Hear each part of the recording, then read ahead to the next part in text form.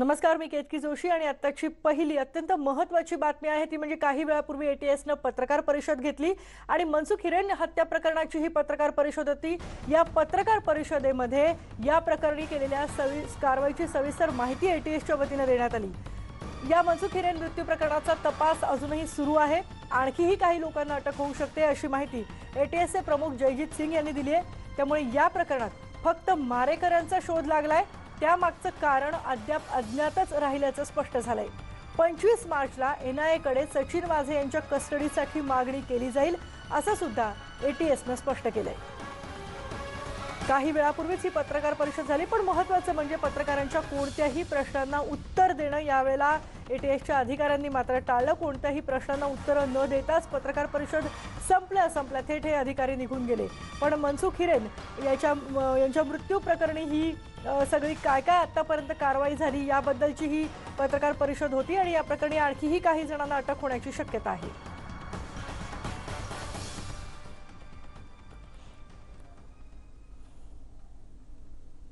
दिनांक 7/3/21 रोजी दहशतवाद विरोधी पथकाने सदर गुन्ह्याची सर्व कागदपत्रे प्राप्त करून त्याच दिवशी मयत मनसुख हिरेन याची पत्नी श्रीमती विमला हिरेन याचा सविस्तर जबाब नोंदवला। सदर जबाबमध्ये त्यांनी पोलीस अधिकारी सचिन वाझे याने त्याचे पतीचा खून केला असावा असा संशय फिर्यादमध्ये व्यक्त केला। म्हणून श्रीमती विमला हिरेन याच्या जबाबावरून त्याच दिवशी दहशतवाद विरोधी पथक पोलीस ठाण्यास खून, अपराध संबंधी पुरावे नष्ट करणे, कट रचणे व संगनमत करून खून करणे या संदर्भात गुन्हा क्रमांक नंबर 12/21 प्रमाणे गुन्हा नोंद करण्यात आला। सदर गुन्ह्यातील घटनास्थळी कोणताही पुरावा सापडलेला नव्हता। तपासी अधिकाऱ्यांनी तपासमध्ये मृतदेहाच्या अंगावर संशयित आरोपीकडून घेऊन जाणारे कोणताही पुरावे मिळालेले नव्हते। गुन्हा नोंद केल्यास दुसऱ्या दिवशी दिनांक 8/3/21 रोजी फिर्यादमधील संशयित आरोपी सचिन वाझे यांचा जबाब नोंदवण्यात आला। त्यांनी चौकशीमध्ये त्याचे विरुद्ध सर्व आरोप फेटाळून लावले। नमूद स्कॉर्पिओ गाडी ही आपल्या ताब्यात कधीही नसल्याचे सांगितले व मृत व्यक्तीसोबत कोणत्याही संबंध नसल्याचे सांगितले। गुन्ह्याच्या अनुषंगाने बराचसा परिसर, ऑफिसेस आणि मार्गावरील सीसीटीव्हीचे फुटेज घेण्यात आलेले आहे। त्याचप्रमाणे इतर महत्त्वाचे ठिकाणाचे सीसीटीव्हीचे फुटेज प्राप्त करण्याचा कामकाज चालू आहे। आरोपींनी काही ठिकाणाचे सीसीटीव्ही फुटेज प्राप्त करून नष्ट केल्याचे पुरावे सुद्धा समोर येत आहेत।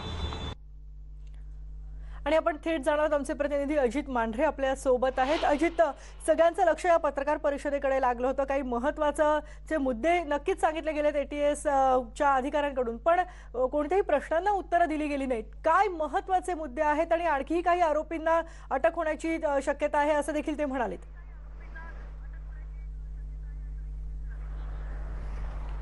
किती या पत्रकार परिषदेमध्ये अनेक अपेक्षा होत्या पत्रकारांना किंवा ही पत्रकार परिषद बघणाऱ्यांना। अनेकांचं लक्ष पत्रकार परिषदेकडे लागून राहिलं होतं। मात्र आपण जर पाहिलं तर फक्त एकच गोष्ट यामध्ये अधिकृतपणे जाहीर करण्यात आली आहे, ती म्हणजे सचिन वाझे या सगळ्या प्रकरणातील मुख्य संशयित आरोपी आहे आणि त्याचा आम्ही शोध घेतोय। तो सध्या एनआयच्या ताब्यात आहे। त्याकरता ट्रान्सफर ऑर्डर जी आहे ती आम्हाला मिळाली असून एनआय कोर्टामध्ये सचिन वाझेचा ताबा मिळवण्याकरता आम्ही ती ट्रान्सफर ऑर्डर कोर्टामध्ये सादर करणार आहोत आणि सचिन वाझेचा लवकरात लवकर ताबा मिळेल यासाठी प्रयत्न करणार आहोत। या व्यतिरिक्त या संपूर्ण पत्रकार परिषदेमध्ये काही वेगळं नव्हतं, काही नवीन नव्हतं। ज्या गोष्टी या आधी देखील तपासामध्ये समोर आलेल्या आहेत त्याच गोष्टी फक्त एटीएसचे चीफ जे आहेत जयजीत सिंग यांनी सांगितलेल्या आहेत। जर आपण पाहिलं तर ती वोल्वो गाडी सापडलेली जी आहे त्याच पद्धतीनं एटीएसनं काल रात्री एकाला ताब्यात घेतलेलं आहे आणि आणखीन दोघांची चौकशी सुरू आहे। एकूण 3 जण एटीएस जे आहे त्यांना कधीही अटक करू शकते यावर माहिती देणं गरजेचं होतं किंवा ती वोल्वो गाडी जी आहे त्याची फॉरेन्सिक चाचणी केली जाते। त्या गाडीचा वापर या मनसुख हिरेन यांच्या हत्येकरता करण्यात आला होता का याबद्दल देखील त्यांनी स्पष्टपणे सांगितलेलं नाहीये।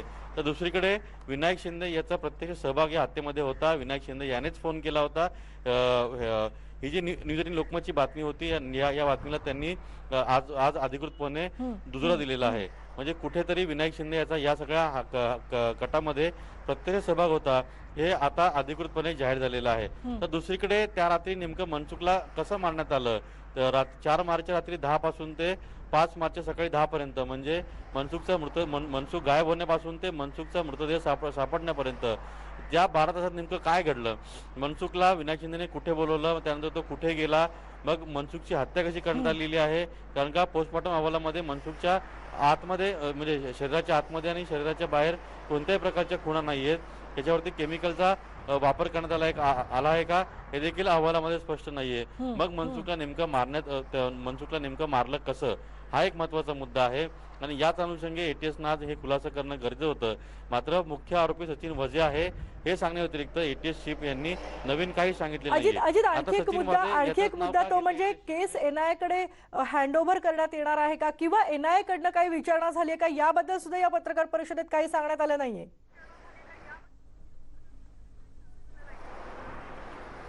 बरोबर आहे की आज सकाळी 10 वाजता याबाबतचं वृत्त आपण दाखवलं होतं. त्यामध्ये आपण हेच म्हटलं होतं की एनआयए जे एटीएस जी आहे ती एनआयएला हा सगळा तपास जो आहे तो सुपूर्द करण्यामध्ये त्यांचा अजिबात रस नाहीये. हा सगळा तपास जो आहे तो तेच करणार आहेत असं असं एटीएसच्या अधिकाऱ्यांचं म्हणणं आहे. त्यावर त्यांनी उत्तर देणं पूर्णपणे अपेक्षित होतं. कारण का एनआयएने पूर्णपणे पत्रव्यवहार जो आहे तो राज्य सरकारशी केलेला आहे आणि पुढे जाऊन ही परवानगी जी आहे ती एटीएसला त्या ठिकाणी सांगण्यात आलेलं आहे की हा तपास जो आहे तो एनआयएला द्यावा. हे सगळं कागदोपत्री घडलेलं आहे असं देखील सूत्रांची माहिती आहे.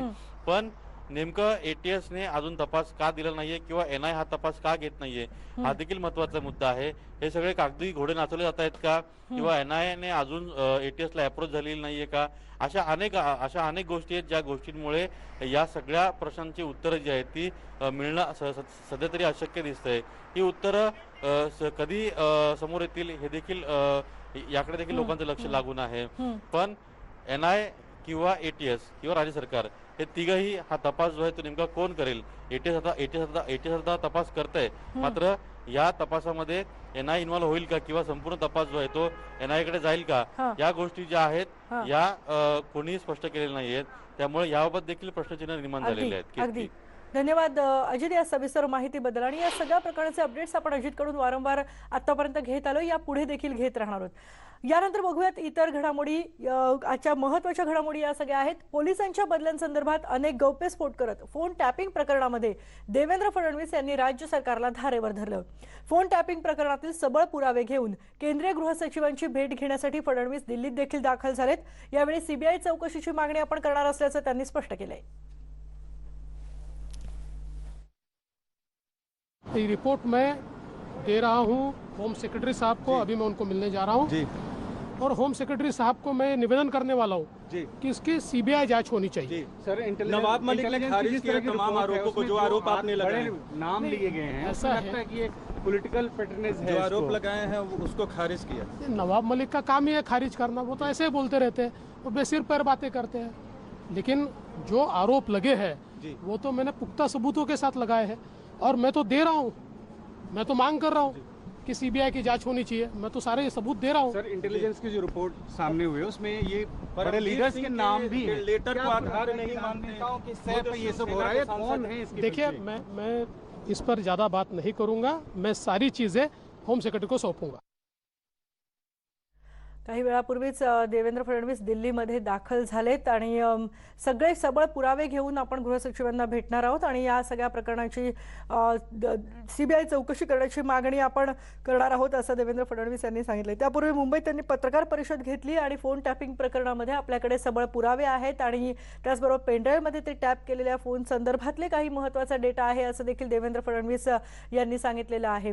आणि याच बदल्यांच्या प्रकरणी त्यानंतर राष्ट्रवादी काँग्रेस चांगलेच आक्रमक झाले होती. नवाब मलिक यांनी आरोप केला होता की जाणीवपूर्वक सरकारला बदनाम करण्याचा प्रयत्न केला जातोय आणि म्हणूनच हे सगळं फोन टॅपिंग प्रकरण काढण्यात आलेलं आहे. पण तरी देखील देवेंद्र फडणवीस यांनी आपण गृहसचिवांची दिल्लीत भेट घेऊन सीबीआय चौकशी करण्याची मागणी करणार असल्याचं स्पष्ट केलेलं आहे.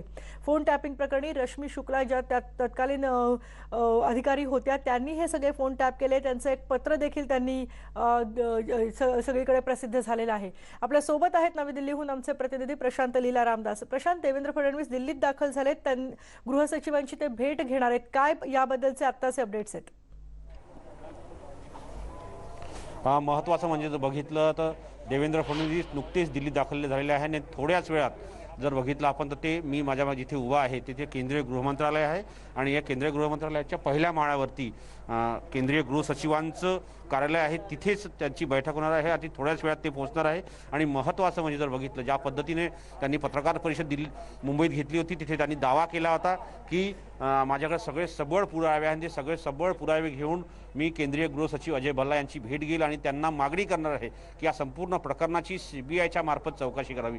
पण ज्या पद्धतीने घडामोडी घडत आहे कुठेतरी अनिल देशमुख यांच्यावरती दबाव आणावा असाच प्रयत्न देवेंद्र फडणवीस यांचा आहे आणि त्यासाठीच देवेंद्र फडणवीस दिल्लीत आलेले आहे. यापूर्वी त्यांनी देखील गेल्या आठवड्यामध्ये ज्या पद्धतीनं भारतीय जनता पक्षाच्या मुख्यालयामध्ये पत्रकार परिषद घेतली होती, पत्रकार परिषद घेऊन त्यांनी थेट आरोप अनिल देशमुख आणि सचिन वाझे यांच्यावर लगावले ते. त्यानंतर सचिन वाझे यांना अटक देखील झाली आणि या सगळ्या पार्श्वभूमीवर जर बघितलं कुठेतरी ज्या पद्धतीनं माहिती मिळत आहे की आता थोड्याच वेळात देवेंद्र फडणवीस जे आहे ते केंद्रीय गृहमंत्रालयात इथे पोहोचतील आणि बैठकीला लवकरच सुरुवात होईल. सोबतच त्यांनी जे साधारणतः सांगितलं 6.5 GB डाटा घेऊन ते इथे येत आहे, ज्यामध्ये इंटरसेप्ट केलेले अनेक पुरावे आहेत, ते सगळे आहेत. ज्यामध्ये सोबतच जर बघितलं त्याच्यामध्ये अगदी प्रशांत, आणि ही सगळी महत्त्वाची माहिती आम्ही तुझ्याकडनं घेतच राहणार आहोत कारण काही वेळातच देवेंद्र फडणवीस इथे दाखल होणार आहेत. धन्यवाद या आतापर्यंतच्या सगळ्या माहितीबद्दल.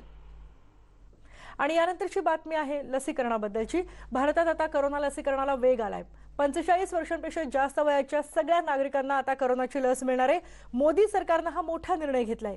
1 एप्रिल पासून हे लसीकरण सुरू होणार आहे. त्यामुळे लसीकरणासाठी पात्र असलेल्यांनी आपली नाव नोंदणी सुरू करावी असं आवाहन केंद्र सरकारनं केलंय. आतापर्यंत वयस्कर व्यक्ती आणि 45 वर्षांपेक्षा जास्त वयाच्या व्यक्ती ज्यांना इतर आजार होते त्यांनाच करोना लस दिली जात होती. पण आता मात्र आजार नसलेल्या व्यक्तींना सुद्धा करोनाची लस दिली जाणार आहे. या लसीकरणाबाबत केंद्रीय मंत्री प्रकाश जावडेकर यांनी पत्रकार परिषद घेतली. त्यावेळी सरकारनं 45 पेक्षा जास्त वयाच्या सगळ्या नागरिकांचं लसीकरण घेण्याचा निर्णय घेतल्याचं त्यांनी सांगितलं. आज तक 4,85,00,000 लोगों को 4,85,00,000 टीके लगे हैं, डोसेस मिले हैं. 4 करोड़ से भी अधिक है जिनको एक डोज मिला है और ऊपर 80 लाख लगभग लोग ऐसे हैं कि जिनको दूसरा डोज भी मिला है.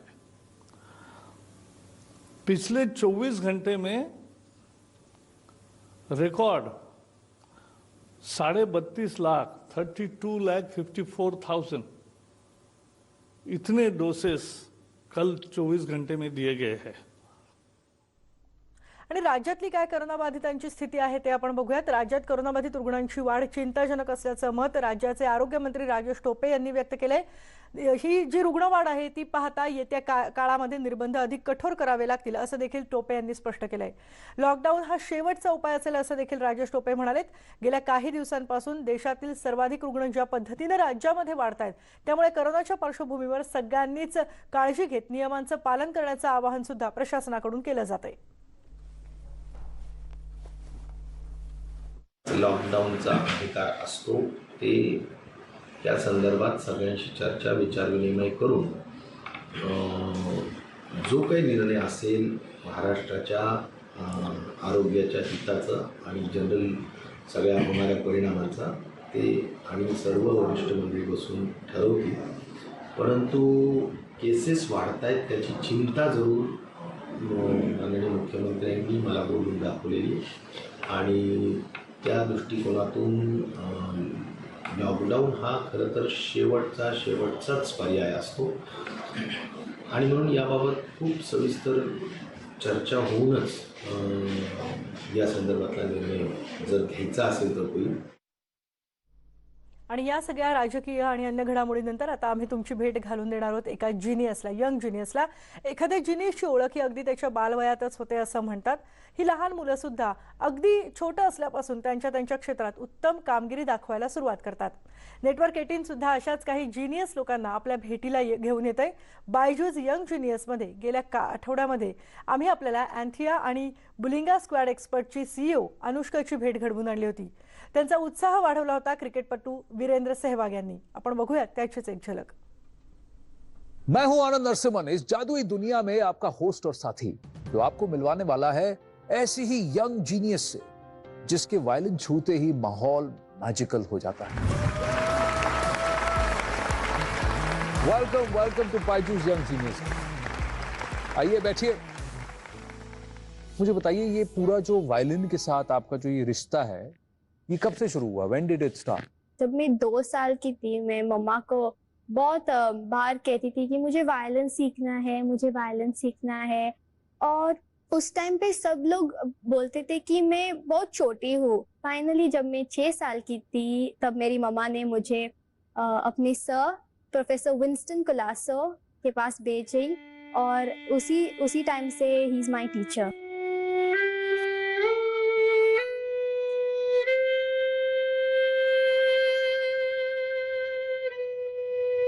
Althea, you're remarkable.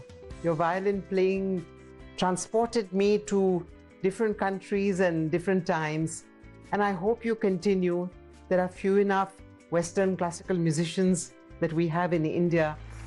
अब वक्त हो गया है हमारी दूसरी जीनियस को बुलाने का.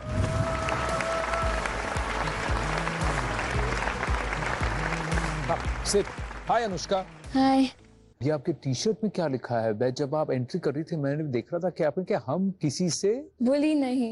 हम किसी से बुली नहीं. अरे वाह, बहुत अच्छा मैसेज है ये. Anushka, first of all, thank you very much for doing this great gesture, and I'm really happy. If I can help you anywhere, just let me know.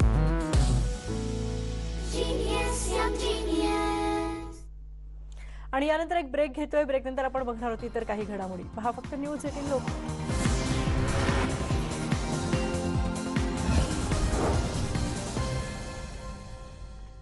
एक जरा वेगळी बातमी तुम्हाला दाखवणार आहोत. युद्धात आणि प्रेमात सगळं माफ असतं आणि याचीच प्रचिती कोल्हापूर जिल्ह्यातल्या शिरोळ तालुक्यात आली आहे.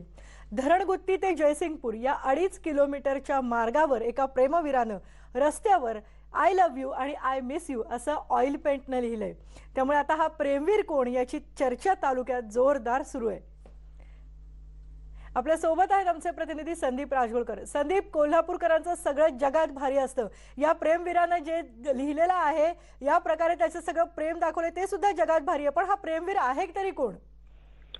अजून कितकी हा प्रेमवीर कोण आहे याचा खुलासा झालेला नाही. पण 2.5 किलोमीटर डांबरी रस्त्यावर चक्क ऑइल पेंटनं ही अक्षरं लिहिणं म्हणजे खरंच ही सहज होणारी गोष्ट नाही. त्याचं प्रेम किती आहे त्या मुलगीवर किंवा त्याच्या प्रेयसीवर हे त्यातून आपल्याला दिसून येतंय. एक तर लॉकडाऊनच्या काळामध्ये अनेक ठिकाणी प्रेम प्रकरणं जुळली होती, तर अनेक ठिकाणी प्रेम प्रकरणं तुटली देखील होती. आणि कदाचित धरणगुत्ती गावातली एखादी युवती महाविद्यालयासाठी किंवा नोकरीच्या निमित्तानं जयसिंगपूरला जात असावी. त्यामुळेच धरणगुत्ती ते जयसिंगपूर हा जो 2.5 किलोमीटरचा रस्ता आहे, या रस्त्यावर ऑइल पेंटनं त्यानं चक्क आय लव्ह यू आणि आय मिस यू लिहिलं. पण हा सगळा प्रकार वाहनधारकांच्या नागरिकांच्या लक्षात आला. प्रत्येक जण थांबून देखील बघत होते. जवळपास 15 ते 20 फुटाच्या अंतरावर त्यानं हे मेसेजेस लिहिले होते. आणि त्यानंतर स्थानिक प्रशासनानं याची दखल घेतली आणि अखेर कर्मचाऱ्यांना सांगून दुसरा ऑइल पेंट त्या अक्षरांवर टाकण्यात आला, जेणेकरून ते अक्षर दिसून येत याची काळजी प्रशासनानं घेतली. पण हा प्रेमवीर कोण याची चर्चा आता जोरदार सुरू आहे आणि सोशल मीडियावर देखील त्याचे ते जे अर्थातच संदीप चर्चा तर होणारच, कारण या प्रेमवीरानं सगळ्या पूर्ण या मार्गावर आपलं प्रेम व्यक्त केलेलं आहे. धन्यवाद या सगळ्या माहितीबद्दल. गेल्या काही दिवसांमध्ये कोरोना रुग्णांची संख्या वाढतीये. गेल्या वेळेसारखं जर तुम्हाला कुलपात राहायचं नसेल, लॉकडाऊन नको असेल तर इतकंच करा. बाहेर गेलात तर मास्क घालायला विसरू नका. काळजी घ्या, सुरक्षित राहा. पहा फक्त न्यूज 18 लोक.